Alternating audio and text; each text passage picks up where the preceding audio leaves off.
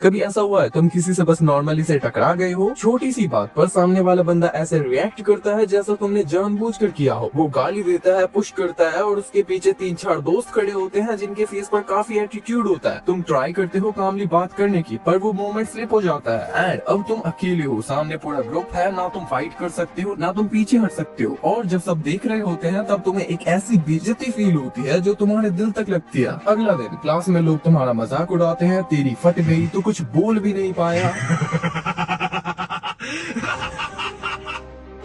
Even girls तक तुम्हें week समझने लगती है और तुम बस अंदर से ये सोच रहे होते हो कि अगली बार ऐसा हुआ तो मैं आगे से कैसे हैंडल करूंगा। एंड अगर तुम ऐसा कुछ सोच रहे हो तो ये वीडियो तुम्हारे लिए है। मैं तुम्हें सिखाऊंगा कैसे 1 से लेकर 4 लोगों तक की सिचुएशन में स्मार्ट और कंट्रोल्ड रिएक्शन देना है, बिना शो ऑफ के, बिना ओवर रिएक्ट के और बिना रिस्क लिए। कैसे अपना माइंडसेट और ब्रीथिंग कंट्रोल करनी है, कैसे अपनी बॉडी पोजीशनिंग और सिंपल मूव से एडवांटेज लेना है और कैसे एनवायरनमेंट को अपना अलाय बनाना है। और सबसे इम्पोर्टेंट, एक शॉर्ट प्रैक्टिस प्लान जिससे तुम्हारा रिएक्शन नेचुरली स्ट्रॉन्ग बन जाए। बट रिमेम्बर, अगर सिचुएशन लाइफ थ्रेटनिंग हो तो escape is not cowardice, it's smart. लेकिन अगर कॉर्नर्ड हो तो तुम कामली फाइट कर पाओगे। एंड डोंट वरी, अगली बार तुम टारगेट नहीं बनोगे। Mindset and breathing control. सबसे पहला स्टेप, रिएक्ट मत करो, रिस्पॉन्ड करो। जब कोई तुम्हें बम्प करता है या प्रोवोक करता है, उस सेकंड में तुम्हारा रिएक्शन ही डिसाइड करता है कि तुम टारगेट बनोगे या नहीं। ज्यादा लोग या तो फ्रीज कर जाते हैं या इंस्टेंटली एग्रेशन में आ जाते हैं। दोनों ही गलत है। क्यों? क्योंकि जब तुम फ्रीज करते हो सामने वाला सोचता है ये डर गया, और जब तुम ओवर रिएक्ट करते हो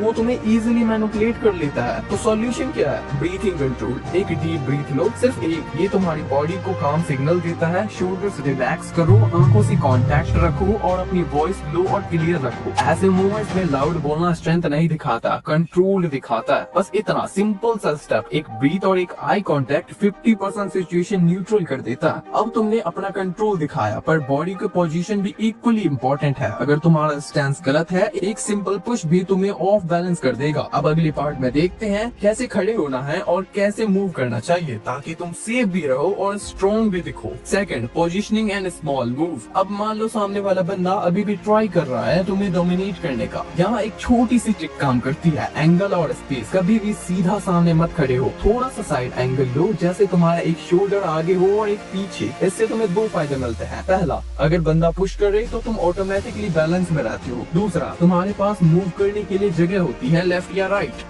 हाथ नीचे रखने की गलती मत करो, हाथ नेचुरली चेस्ट के आसपास रखो जैसे तुम कैजुअली बात कर रहे हो, पर रेडी पोजीशन में। एंड ये न्यूट्रल गार्ड कहलाता है, बिना फाइट स्टार्ट किए रेडी रहने का स्मार्ट तरीका। अगर बंदा बहुत क्लोज आ जाए, स्टेप बैक लो और आंखों से कांटेक्ट मेंटेन रखना। और अगर वो टच करे तो सीधा एग्रेसिव मत होना, बस एक स्टेप साइड में लो और कामली बोलो, भाई तू देख के नहीं चल सकता। वॉइस को काम रखना लेकिन फर्म। ये लाइन सिंपल है पर बॉडी लैंग्वेज के साथ डिलीवर हुई तो सामने वाला कंफ्यूज हो जाता है। ये बंदा चिल भी है पर वीक भी नहीं। अब सोचो, अगर सिचुएशन सिर्फ एक बंदे तक लिमिटेड नहीं रही, ये 2 या 3 लोग हो जाए, फिर क्या? नेक्स्ट पार्ट में मैं तुम्हें एग्जैक्टली ये बताने वाला हूँ कि मल्टीपल अटैकर्स के टाइम पे क्या स्मार्ट मूव्स करने चाहिए। Third, handling multiple attackers. जब ग्रुप इन्वॉल्व हो जाता है, सबसे बड़ा मिस्टेक लोग करते हैं वो एक के पीछे फोकस करते हैं, पर रियल लाइफ में तुम्हें हर एंगल का ध्यान रखना पड़ता है। रूल सिंपल है, position yourself so that only one person can reach you at a time. अगर तुम ओपन स्पेस में हो तो वॉक के पास मूव करो। बैक वॉल के अगेंस्ट होने का मतलब है कोई तुम्हारे पीछे से नहीं आ सकता। फिर आंखों से क्विकली आइडेंटिफाई करो कि कौन लीड कर रहा है। यूजुअली जो सबसे ज्यादा बोल रहा होता है या पहले आगे बढ़ता है, उस पर फोकस रखो। बाकी साइड विजन में रखते हुए मूव करो।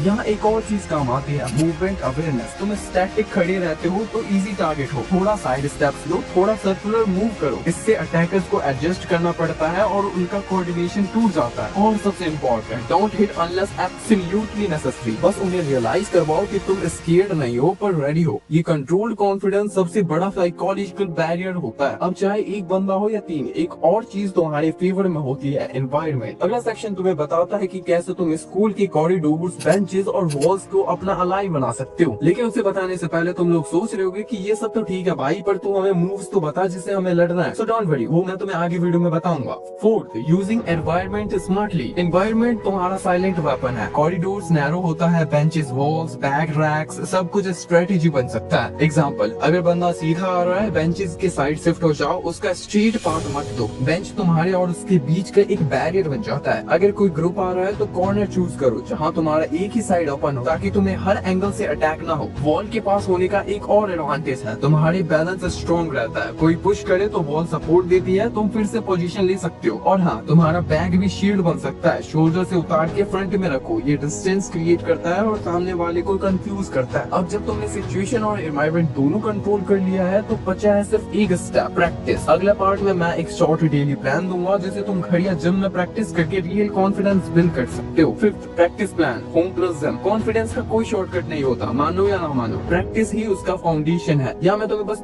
सिंपल 10 मिनट का डेली प्लान दूंगा जो तुम्हें फिजिकली और मेंटली रेडी रखेगा। Step 1, mirror drill. मिरर के सामने खड़ी हो न्यूट्रल गार्ड पोजीशन में, आई कांटेक्ट मेंटेन करते हुए कामली वॉच योर स्टेप। बोलो, ये तुम्हारा वॉइस कंट्रोल और एक्सप्रेशन ट्रेन करेगा। Step 2, balance and ankle. एक लाइन फ्लोर पे खींच लो या टेप लगाओ, उस पे स्टैंस प्रैक्टिस करो, एक शोल्डर आगे एक पीछे, वेट इवनली डिस्ट्रीब्यूटेड। तो लेफ्ट और राइट साइड स्टेप लो बिना बैलेंस लूज किए। Step 3, reaction time. किसी फ्रेंड को बोलो कि रैंडमली पुश करे या हैंड रेज करे, तुम्हारा काम है सिर्फ साइड मूव और डिस्टेंस मेंटेन करना बिना अग्रेशन। 4, डीप ब्रीथिंग प्रैक्टिस करो। Inhale 4 second, hold 2 second, exhale 4 second. ये तुम्हें बेसिकली स्ट्रेस मूवमेंट में काम बनाता है। इस प्लान को डेली फॉलो करोगे तो तुम्हारा रिएक्शन ऑटोमेटिकली काम और कॉन्फिडेंट हो जाएगा। और फाइनली, जब सब कुछ प्रैक्टिस हो गया, mind set, movement, environment, control, तो अब बात करते हैं उन मूव्स की जो तुम लड़ने के टाइम पे यूज करोगे। एंड इसके लिए मैं तुम्हें एक वीडियो सजेस्ट करूंगा जो कि मैंने खुद क्रिएट करी है 7 डेडलीस्ट मूव्स के ऊपर। तुम्हें उस वीडियो में टोटली 7 डेडलीस्ट मूव्स मिलेंगे जो तुम